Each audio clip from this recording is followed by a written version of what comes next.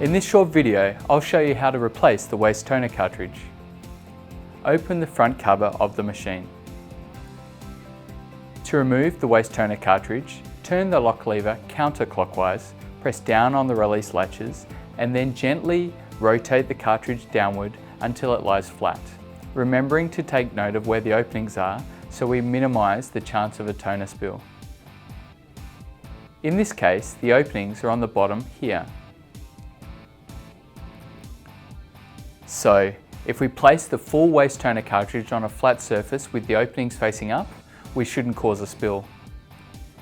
It's a good idea not to touch the openings, as you may end up with toner all over your hands or your clothes.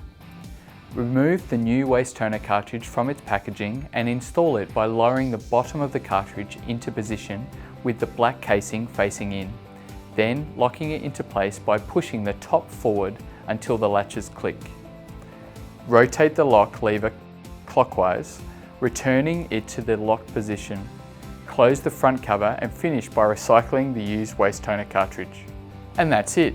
For more information, drivers, self-help solutions and downloads, please visit